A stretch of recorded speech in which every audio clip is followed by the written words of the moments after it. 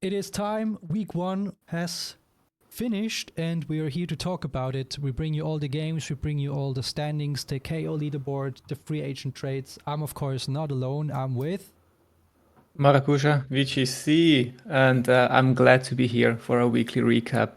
It was a super fun week. And I'm TeaBiscuit. I'm back again, and I actually won my game this week instead of losing them all. Yeah. Alrighty, let's go right into game 1. All right. Game 1 is the rematch of the finals of season 1. It was Roaring Moon Ravagers versus me, the Sleepy Q-Bones. And I was equally excited and scared for this rematch. I knew that he likes to cook, so I had to be prepared for everything. And I knew he had a lot of time to prep, and I didn't.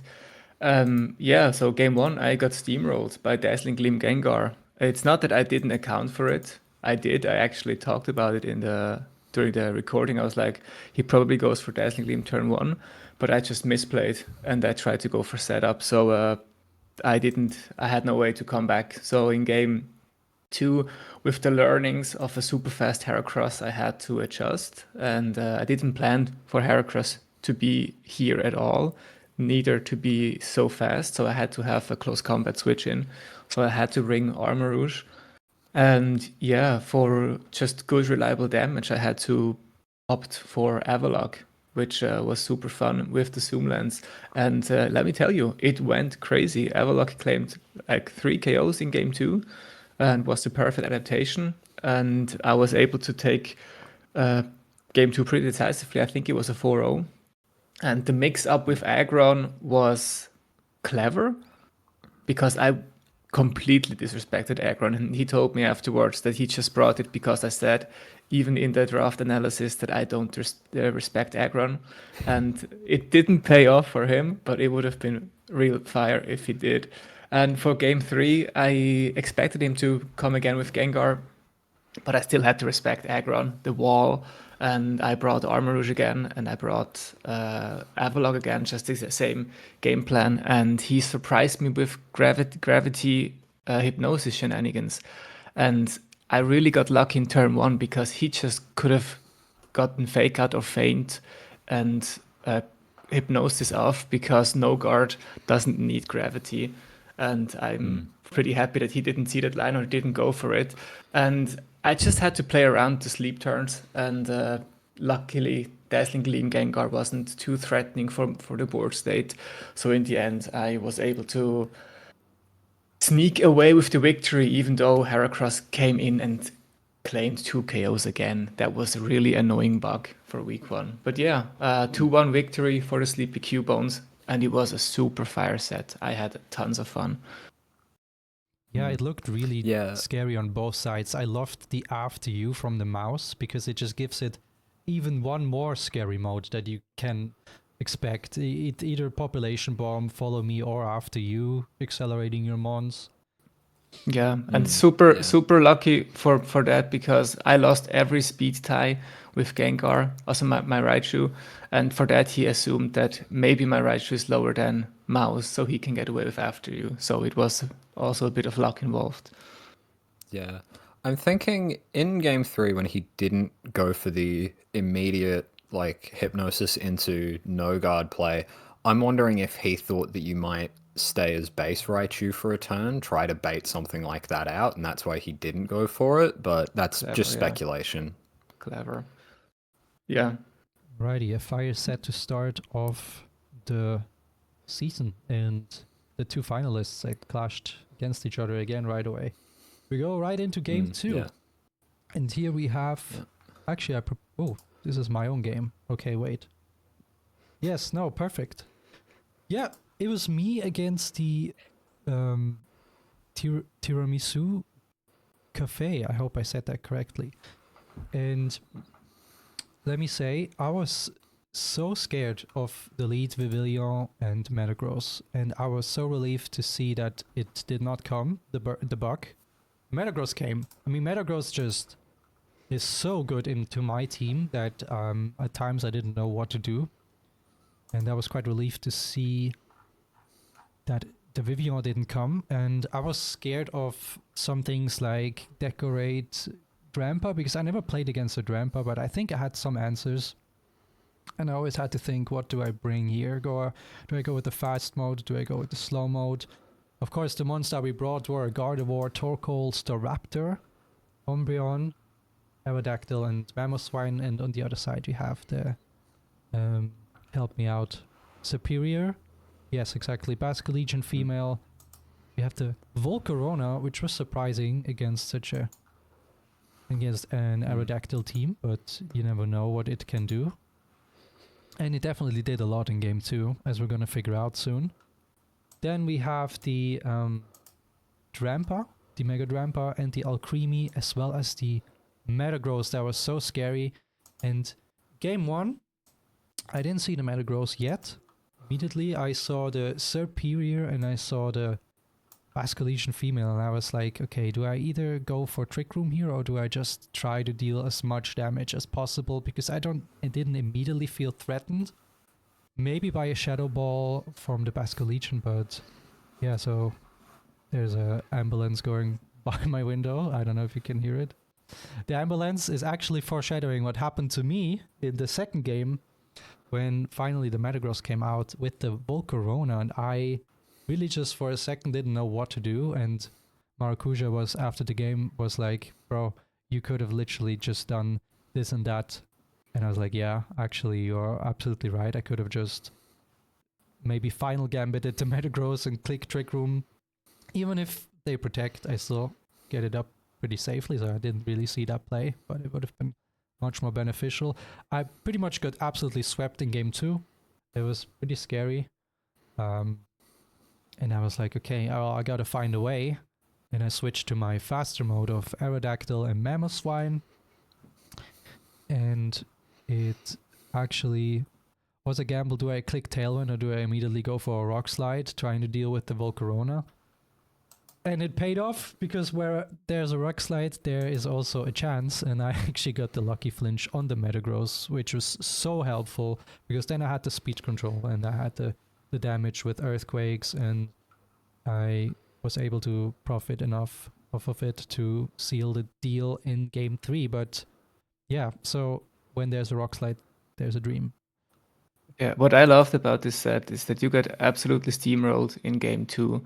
And of course, yeah, it was a turn 1 misplay, because you went for Protect Final Gambit, which is like never helps you. But nonetheless, what I really loved, that you just got swept, and you were just singing instead of thinking about adaptations. I just caught you singing in the mic, and that was my highlight. Maybe I was nervous, or I was really nervous. Yeah. I mean, yeah, I think it was definitely a fun set to watch. I think going from the absolute stomping in game 1 to the stomping in the other direction in game 2, back to you stomping again in game 3 was a bit of a roller coaster to watch, but very fun.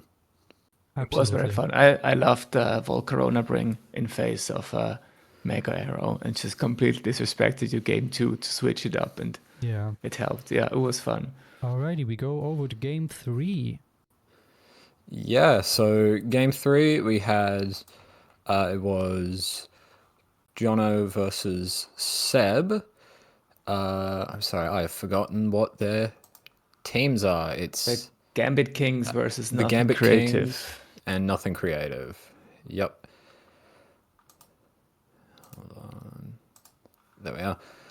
So yeah, I think we were talking about in the original draft breakdown about the Gambit Kings and how it was very much a protect the King Gambit type team, and I do think that this was a really good display of how effective that can be. The way that Jono played, especially game 1, maneuvering the King Gambit, in and out safely to support the rest of the team, and to let the rest of the team support it. And I think game 2, it was, the Mega Mawile was allowed to get online inside Trick Room and just became too much to deal with. And then in game 3, we didn't even see the King Gambit come out. I mean, just the Milotic and Mimikyu did like so much, and then the Mega Meganium just picking up the final KO. I think it was a very fun set to watch, and I think it was a clear display of what we were talking about in the breakdown about how powerful King Gambit can be, just like not even using a Mega really, just having the King Gambit there to just be a threat, and how much you need to respect it. Yeah, definitely. And it was also a rematch of like quarterfinals from season it was, one. wasn't it? Yeah. Yeah, and I loved how they piloted Mimikyu, especially in game 1, getting the burns off. Yeah, it was super fun, and that Milotic lead in game 3 was just brilliant. He never showed an Incineroar lead game 1 and game 2, and he just caught it game 3, and with muddy water and a little bit of luck and connecting everything, it was a super clean sweep in game 3. Yeah. I think also, I will say one questionable thing was game 1, the way that he used the Zoroark was maybe a bit questionable, immediately switching it out into the Mawile. Mega Mawile. I think maybe expecting that the Mimikyu would try and set Trick Room, but yeah. I mean, just switch it straight into a Will-O-Wisp, and after that, the Mega Mawile's not going to be doing anywhere near what you want it to do. Yeah, that was detrimental. That was I mean, it's a cool play, but if it was, I think Zorak was disguised as as a Mawile, so yeah, maybe it didn't help his case. Yeah. I'm assuming it was just an aggressive read, thinking, they've got the King Gambit and the Mimikyu on the field, because usually you see that, you expect it's going to be like Mimikyu tries to set Trick Room type of thing, but Right. just attempted an aggressive read and got caught. But I love the fact that Zoroark came out, so we all know it could always be Zoroark. Yeah. Yeah, that is good. Immediately seeing that anything could be Zoroark. Alright guys, we're hopping over to game 4, and we have the Fatality Tea Rooms against the, let me say it correctly, Galician Magus. I don't know, it's probably still wrong. We really gotta check with Ruby how it's supposed to be said. Okay. Yeah, we'll ask about that. Guys, this is a very, very fire matchup. Literally, we have Glimmora, Whimsicott, Charizard, the big bad guy in the scene, Leafeon, Taurus Blaze, and Clefable versus Basculegion, Pyroar, Talonflame, Kleavor, Lopunny. A match that was literally on fire. We have double fire types on either side, as well as priority Tailwind. And it's time for Charizard Y's first showing this season, but not Floettes, but understandable. So because we have Glimmora, we have Charizard, we have Metagross in the roster of the Tea Room, so not a perfect environment for Floette. And turn 1, both sides with their Tailwind setters and their rock types, literally playing rock, paper, scissors and showing rock. Sash Glimmora with a strong showing, but last respects, Fish is just too much in the back and just completely turns it around. With Kleavor for the Charizard endgame, the Magus taking game 1. And in game 2, we see my favorite Pokemon this matchup was the Choice Scarf Taurus Blaze in the lead for the Fatalicha Tea Rooms, picking up Crocodile immediately, as well as the normal type Pyroar, just racking up one-hit KOs. I didn't know if the Magus didn't expect it to be so fast with the Choice Scarf. Anyway, the normal type just falling immediately, which was devastating, and Leafeon's Solar Blade bring the Fatalicha Tea Rooms into a game 3. In game 3, Taurus immediately doing what it does best, racking up one-hit KOs immediately, living a crucial Stone Axe on 5 HP after the Kleavor also just barely survived. But in the end, we have a lonely Crocodile that finds itself in a 1v4, and the Fatalicha Tea Rooms bring it home. It was an extremely aggressive game. It was very fast. How did you guys experience it? I especially loved it how they piloted Leafeon, and I know I, for one, did put a lot of disrespect on the grass evolution, and it was just super powerful. If when Robin was able to get the sun up, he always had like proper sweeping potential in the end game because everything that the Megas brought was just weak to grass. And I think game two we saw a bit of sloppy plays from Ruby himself. Yeah, you can't plan around Taurus Blaze being Choice Scarf and faster than your Crocodile, but also he attacked Brave Bird into Whimsicott while also knowing that it was indeed what's the flying resist berry, Cobra Berry. And he saw it game one. He made the misplay and used it again in game two. With priority Brave Bird, I think there was a good chance that he could knock out Taurus Bladespread turn one. But overall, I think Leafeon impressed me the most. It didn't claim too many KOs, but it impressed me, like just the pressure that it had in the board state. Yeah, I agree. I think also one of the things you look at, you look at like the stats in game 3 and like the Pokemon KOs. The only Pokemon on Ruby's side that got a KO was Crocodile, and I think especially you look at something like Basculegion. In the first 2 games, that was brought in the back, as Basculegion usually is this, end game sweeper. But having it in the front and Basculegion going down before it got a chance to start ramping up and running away with the game, I think was also very, very detrimental to Ruby in that game 3. Yeah, I would have also loved a Cleaver lead and getting Stone Axes up because Charizard was always in the back and you would just gotten half of it with a Stone Axe in either target. Yeah. Alrighty, So let's continue. Jump wider into game 5. All right, game 5 is Graceland Greninjas versus the Surfing Azus and our new guy, Nikita. And we said this was the best draft. It was an S-tier draft. And he faced off versus the Greninjas. And they were last in season 1, but they nearly saw the big upset here. Game 1 was just Free City. It was just Rotom Frost. It looked so good. It got the freezes. It hit all the wisps, and there was no answer for the Azus. There was just nothing they could have done. They didn't thaw, so that game was over pretty quick. And game 2 painted a completely different picture. Klefki showed Prankster Rain Dance. Azumarill just went nuts with Aqua Jet and liquidations.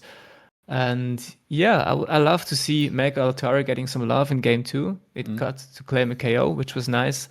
And it's always a good idea to keep your opponent off balance with a switch and an adaptation for game 2. But it was back to the drawing board for the Greninjas. And I think game 3 was even. And it actually looked favorable for the Greninjas in the end game. And I think Happy should have won here. The Expanding Force play was so cool to see. And if Typhlosion just hit the Heat Wave on Aegislash, it would have been game over.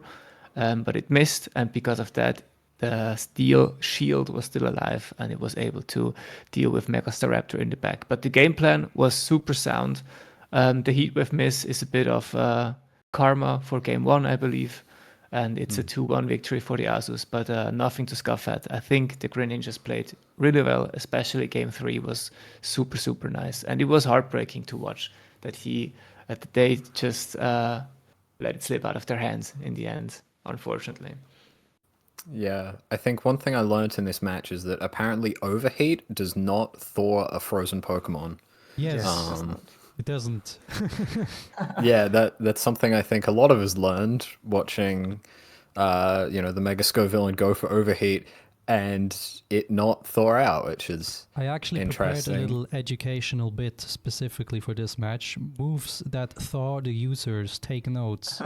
Burn Up, Flame Wheel, Flare Blitz, Fusion Flare, Matcha Gacha, Pyro Ball, Sacred Fire, Scald, Scorching Sands, Steam Eruption. That's the list from Bulbapedia. So, All right, that makes Okay. sense. Matcha Gacha doing it, but not Overheat is. I mean, I the mean, thing it is, I makes think sense. Lore-wise, it makes sense. It's it hot kind of tea. makes sense, but also Gold the makes Sinistcha would sense as have to well. survive the blizzard first in order to get a chance to do it. Exactly. yeah, sadly we but didn't get to yeah. see Swampert. We didn't get to see Swampert at all, isn't that correct? That's correct. We It's didn't just see Swamp. Yeah, we Nikita didn't. treating his Azu like his Mega is absolutely on brand. Yeah. Yeah. I mean, I think game 2, just seeing like a well-positioned Azumarill in the rain, just so much damage output. I mean, it was a one-shot into the Hisuian Typhlosion off of Aqua Jet, which is like, yes, it's super effective, but it's not a super strong move. So But it is, but it was huge power, right? So yeah, it's in rain, huge power. stab, yeah, with that's stab, rain, huge power. So Terra Water. Oh, wait. very fun to see, and the Life Orb boost. fun. Yeah, that's a cool set. Alrighty, let's Yeah, jump I right into was- game 6, or did you want to say something else? I was gonna say I'm also a big fan of Psycho Cut on the Aegislash as a check to the Megastar Raptor. That was a cool tech Right. choice. I love that Psycho Cut was doing like 25, and it was just a play rough that deleted the bird in the end game 3. Yeah, it's like, oh, the Psycho Cut. It does a little bit of damage, and then, oh, yep, player off, or you just watch the HP bar drop. All right, so taking us into the next game, which was, of course, the Capoeira Kickers versus the Motor City Mucks, and it was the only 2-0 set of the week. And we had David, which is also a new guy, a super strong trainer, and I think it's fair to say that the Mucks just got surprised by Primarina in game 1. They just didn't have an answer, and it was a fast 4-0 sweep. Nothing to do, nothing to say here. And I love the adjustment. Farigiraf Kang was super cool. It worked well, but unfortunately, Kevin just didn't see the win con too well because he needed to get 2 Calm Minds up, and everybody who watched my commentary just saw me losing my faith and my hope, and I was just like, oh, that's the second Calm Mind. Now here's the second Calm Mind, and it just never was there. And he wasn't able to crawl back just because he wasn't bulky enough in the end game. He would have gotten game 2 with the second Calm Mind for sure, but that's unfortunate. But it's a super cool learning experience for Kevin, and it was a fun set. And yeah, I think it's fair that the Capoeira Kickers are on top of our leaderboard for a reason. They clearly know what they're doing. Yeah, I mean, super fun game to watch. Very fun to hear your commentary on it as well. I do agree. If that second Calm Mind had gotten up, I think we would be talking about. We would definitely be talking about a 1-2 result. And honestly, I reckon it possibly could have gone either way in that case. But yeah, it was just the Capoeira Kickers just maneuvered perfectly. Again, that Primarina just taking, a bunch of KOs was a very fun game to watch. Definitely. I'm Team Motor City Mucks. I love the design of Mega Camerupt Peak, in my opinion. Very cool. But design-wise, it just did nothing else. I mean, it looked cool when it just went down to everything. So yeah. Looked cool, but unfortunately Primarina is a water type, so... Yeah. True. Yeah, Alrighty. but little self-plug, if you want to enjoy my commentary and you don't have a capture card, just hit me up. I love doing it. It was super fun. I think it it's also helps way us easier out. for live commentary if it is open team sheets, because I was also surprised of the text they run, but I had a blast. So if you're looking to have someone record your games, hit me up. Yeah. I would also offer, but I'm pretty sure that I'm asleep when most of you guys are playing, so... Yeah, Alrighty. if you're playing at a time that like, it's day in Australia and, you're playing in the middle of the night, let me know. But, yeah. Jumping into our last game. the Apple Isle Arcanine versus the St. Gallen Ursalunas.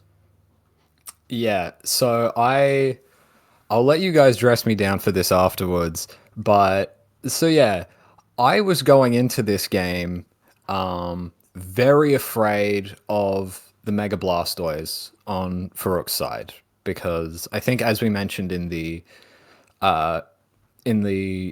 draft breakdown, that very much looked like the, protect the king piece that he had was that Mega Blastoise. And I think game one showed that very well with Mega Blastoise sweeping my entire team.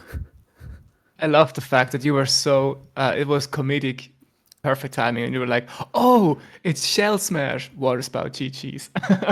Yeah, yeah, it was that thing of I don't know why I was surprised by Shell Smash. I shouldn't have been, but I thought, oh, it's probably going to be like Water Spout, Dark Pulse, maybe Aura Sphere or Water Pulse, just in case there was like, something going on. But yeah, no, it just everything went boom. Then game two, obviously, I adjusted and it was a 4-0 sweep with my Mega Lopunny just taking KO after KO. And Goldango getting the Sneasler in both games 1 and 2. Then game 3, I was in a winning position and very nearly threw it all away. And Maracuja, you were saying afterwards that you were screaming at the video as you watched Yeah. me nearly choke. Yeah, now there were like two things. First of all, you never respected Liepard to have Encore. And I was just like, if there's one Encore, that game is over. But he didn't have it, unfortunately for you. But yeah, like the end game, you were surely faster with Mega Lopunny, and you would have surely killed. And you were just like, nah, let's go for Protect. That's the line. And you found the line where if you didn't get the second sleep turn right, you just lost the game because he played it to his outs. He got the Shell Smash off when he needed it, and it was super fun to see. It was nerve wracking, and yeah, I think it's also a good learning experience for you, Darcy. Yes, it was absolutely a learning experience. I mean, as soon as I locked in my moves on that turn where I protected, I immediately went, oh, I fucked this up. I'm about to choke. I've just lost this. And on the reason I didn't respect Encore was because in game 1, I was quite scared of Encore, but I'd gotten to a point where like I knew, okay, Blastoise is just going to sweep my entire team. And I was like, I'm just going to make a play that could be Encored to basically try and bait out Encore, so I had that information. And the fact that he didn't go for it, to me, it said like, okay, maybe he doesn't have Encore. Maybe I don't need to play as scared of it as I should be. And that was a very risky gamble that ended up paying off. Yeah, that's super fair. That's what you have Yeah. to do in close team shit. Yeah.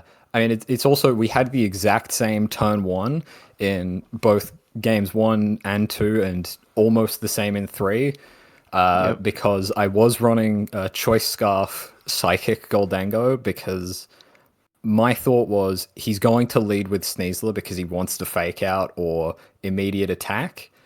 And every time it was, Blastoise protects, Lopunny fake out whiffs into the protect, Psychic blows up the Sneasler. I was Except for game 3. Yeah, I was super excited to see game 1 because I was like, with the Psychic King, I was like, that's over, that's game. And he just got it. He just claimed it back, and I was just like, damn, that's crazy how he got that. And game 2, same play, and I was just like, okay, watch he do just the same basic lines again and win again. But that was just not possible. Yeah.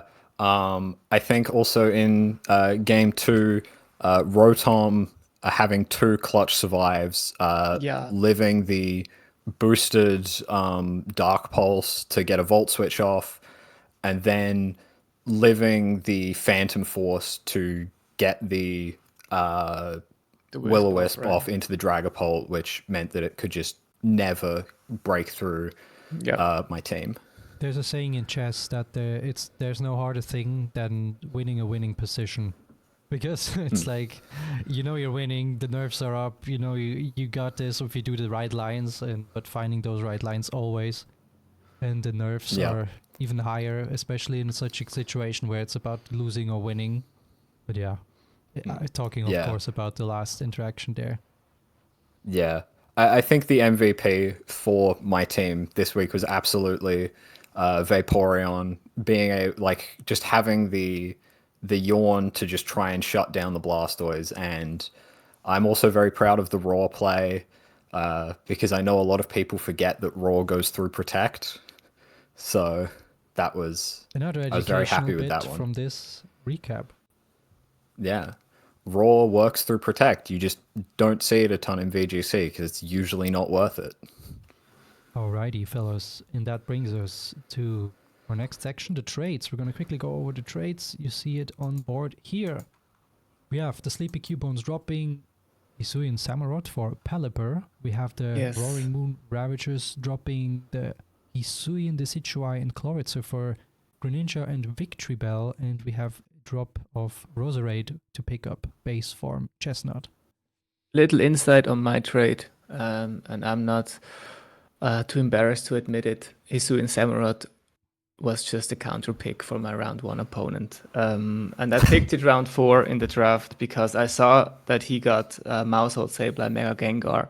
And I was like, I need a dark type. I need something that is Wisp immune, that is immune to Encore Disable. So I had to respect it. And this was just a counter draft because, I respected him very much as an opponent that I decided to go for a counter draft round 4 of the draft.